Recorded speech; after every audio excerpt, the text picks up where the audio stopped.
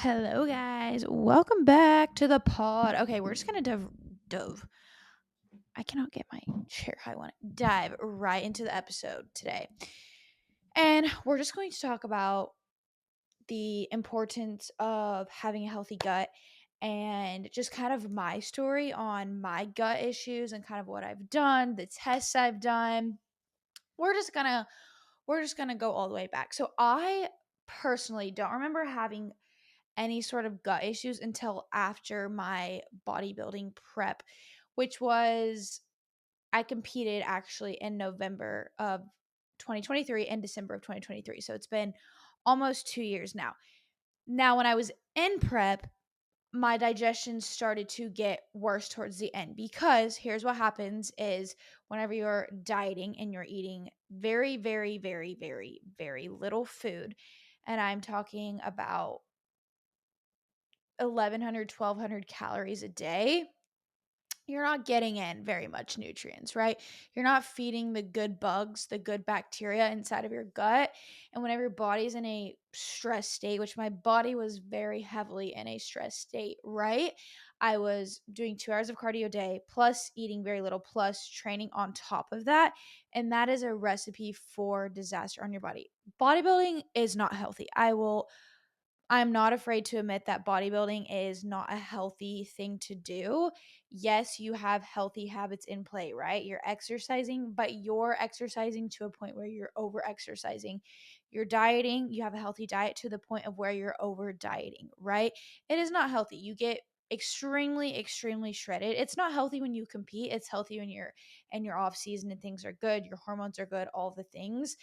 But whenever you're not in that off season, you are in that competition season, it is very unhealthy, right? And so what happens, like I said, when you have all of these factors where you're overtraining and you're under eating, your body is stressed.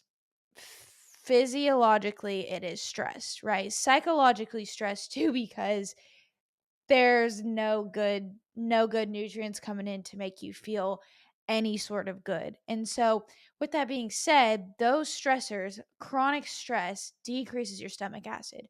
What happens when your stomach acid is your stomach acid is let me start over. Why can I not speak? What happens when your stomach acid is low and decreased? There is more room, more susceptibility for you to pick up a certain type of gut infection, overgrowth of bacteria, because your stomach doesn't have good enough adequate acid to fight off any sort of infection going on, right? And another thing that happens when your stomach acid is low, your metabolism is also low. Your metabolism is also slowed. So we're going to talk a little bit about, how stomach acid can actually feed bad bacteria, right? When we don't have enough stomach acid, that bad bacteria, it comes in, it invades our gut, right? And then another thing too is when we are chronically stressed and over diet and all these things is our gut lining is more permeable. Why can I not talk? Our gut lining is more permeable, meaning foreign things can come inside, right? And inside of our gut. And this is really bad because we get foods, after another thing too is like after prep, you start to eat more food, and maybe you eat more foods that are off plan and things like food sources that you are not used to, that you haven't eaten in months. And so that comes in and that leaks through that gets through your gut barrier, right? Because it's so permeable, and it makes you have terrible cascade of issues that are not even 100% related to your gut. And so this is why it's so incredibly important that you don't whenever I'm not saying anybody listening to this is going to be prepping for a bodybuilding show, but whenever you are dieting, you can't go too hard, which most people lifestyle dieters are not going to go to that extent, to that extreme, right? But also in that same instance, like knowing that chronic stress and what chronic stress can do to your gut is, excuse me, is big as well. And I'm really passionate about this for a multitude of reasons.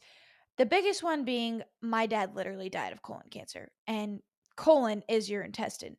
So that plays a big part in gut health. And thinking back, as I was experiencing my gut issues and as I was experiencing health issues, I was like, okay, dis-ease in the body happens when something is out of alignment. We're not in homeostasis. And I was thinking back, okay, what was his lifestyle like?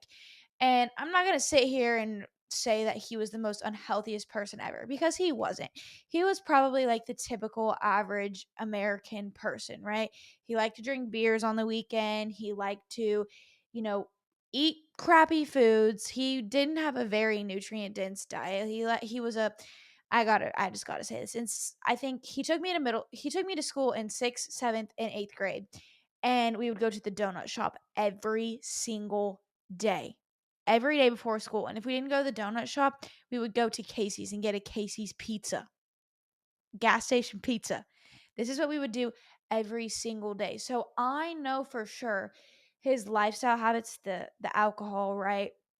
The not getting in nutrient dense foods. I know he had gut issues. Like, I vividly remember him being constipated. This isn't TMI. He would want me to share my story and his story in hopes of helping other people, right?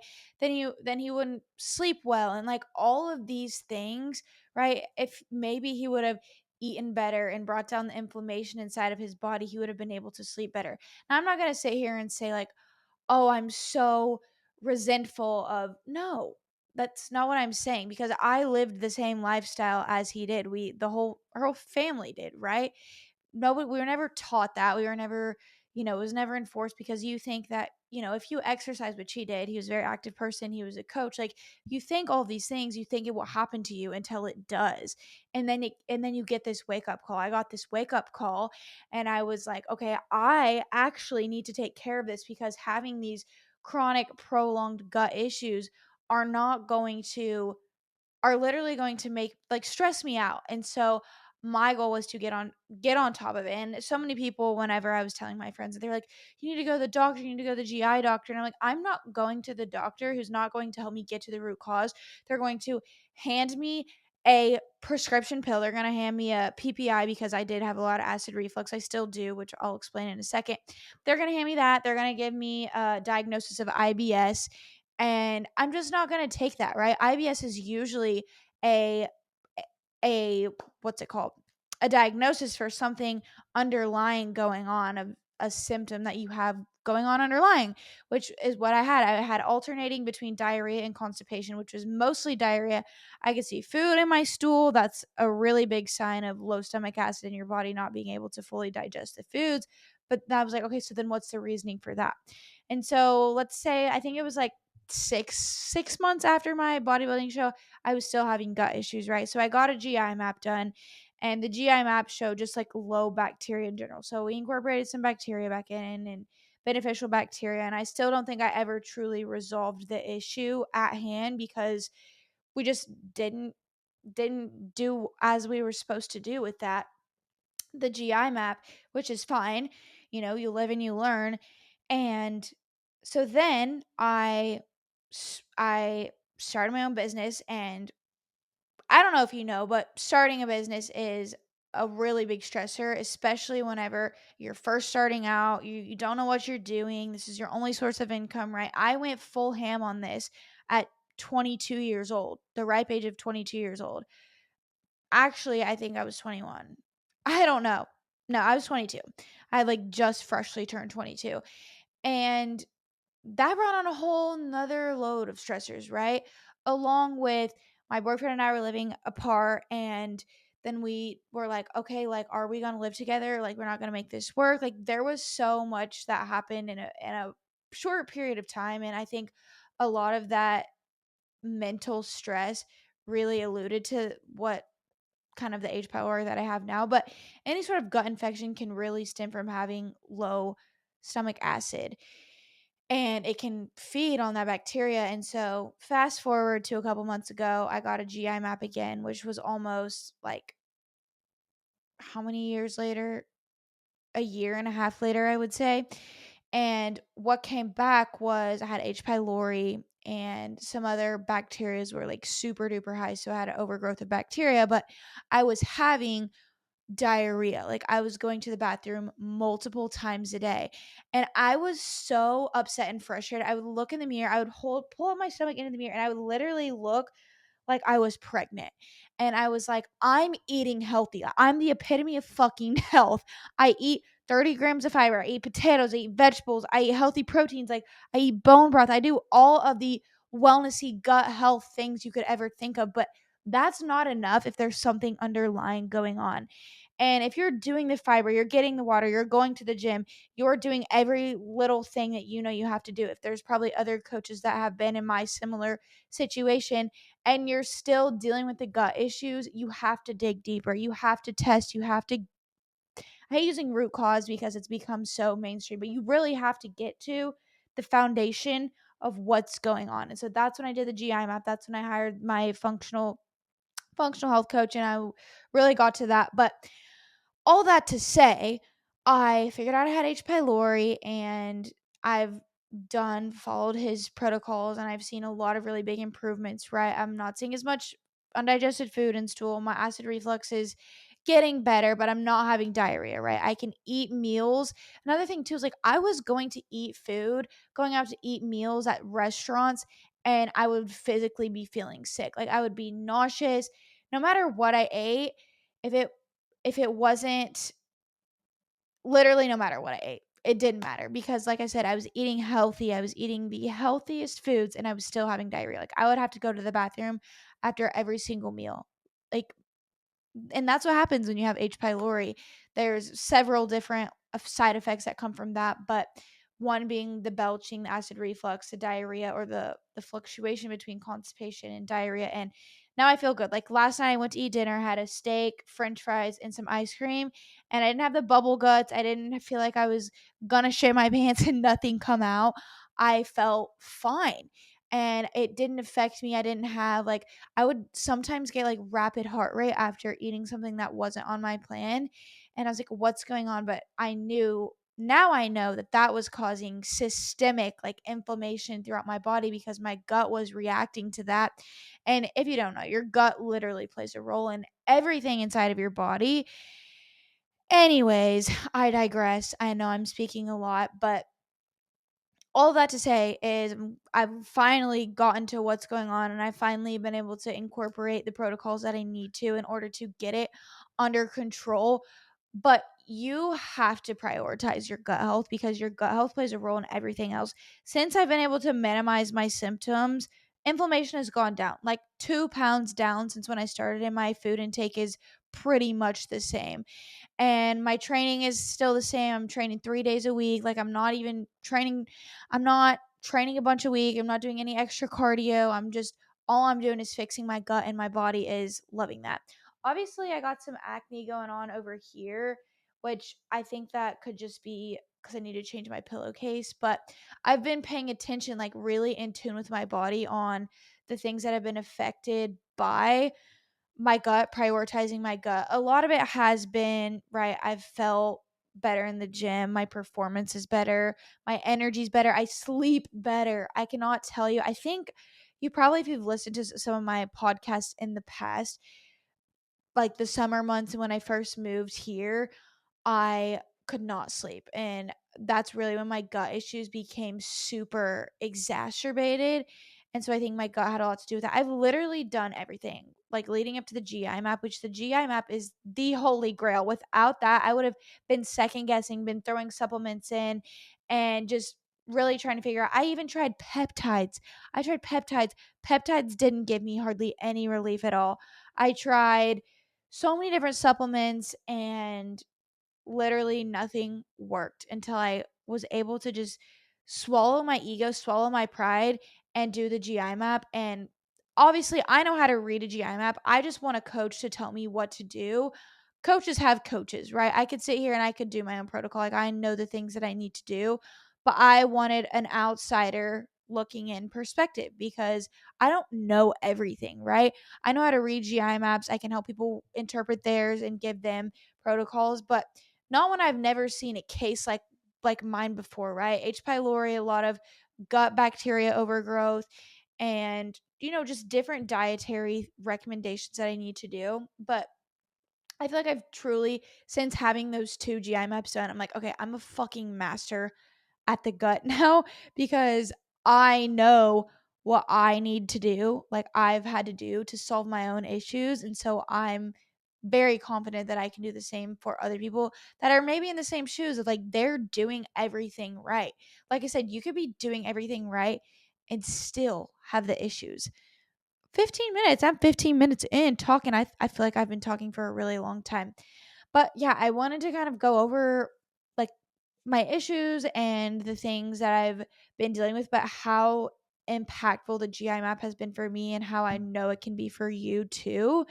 And I just wanted to shed light on this because when you go to the doctor, they don't have access to these functional labs. There's modern medicine and then there's functional medicine, right? And I think both are great, right? Modern medicine is great for you have an injury, you're on your, deathbed of like something just happened to you tragically, you need surgery, you need this. That's why I love modern medicine. Now, when it comes to getting to those root cause issues of like the high blood pressure, the diabetes, the blood sugar issues, the gut issues, that's where I think functional health kind of can take over because we're looking at the whole body and we're not just throwing a band-aid on the problem. We're actually realizing, okay, what's causing this to happen? And these lab tests that we get that are not just your traditional blood work, whenever I physically have to shit in a little carton that looks like something you'd put french fries in at a baseball game, and then you have to scoop pieces out, like different pieces of your poop, put it into this vial, shake it up, you send it off in a thing, FedEx, and then they send you the results 3 weeks later. And I'm not going to sit here and say this stuff is cheap. This is like a $400 ordeal, right? I would rather spend my money on this than continue to go to a specialist, go and they just keep referring me and giving me medications that aren't doing anything but giving me a short-term little fix when I want to know exactly what's going on inside of my body so that I can fix it and I can prevent it from not happening again, right? So I know now, like, yeah, I got the H. pylori. Now it's like, okay, what caused that in the first place? I know is the low stomach acid. I know is the constant stress. And I can honestly say I've been so much better about managing my stress, about letting shit go. And I think it just comes down to being able to deal with so much stress or having so many stressors that have happened in your life to just finally be like, when are you going to let that shit go? Because you have to know that stress in any type of form is going to happen no matter what. But it's in our control to figure out how we're going to deal with it. And so I've really been focusing on my breath work, my meditation, right? I've been focusing on my breath, learning how to breathe with my nose and be able to sit in stillness and not be constantly consuming or doing or creating, just being chill vibes and being grounded and being out in nature and just letting shit go. As cliche and silly as that sounds, I have let more shit go in the past 2 months than I probably ever have in my life, right? But just expecting stress to happen because it's going to happen and learning how to continuously deal with it and manage it. And it's come with practice, right? You don't just wake up one day and you're like, "Oh, I'm not stressed anymore. Like, I know how to manage it." No, it takes time and it takes you continuously facing the stress and you just having a good stress management, a good meditation practice of chill vibes, putting your phone up, like setting these daily little boundaries with yourself and sticking to it. That's the hardest part is setting those boundaries and then sticking with them and then making them a non-negotiable, making them a part of your day, a part of who you are. So I hope this gives you some insight on kind of the GI map, who would need it, and how it could help you in so many ways, right?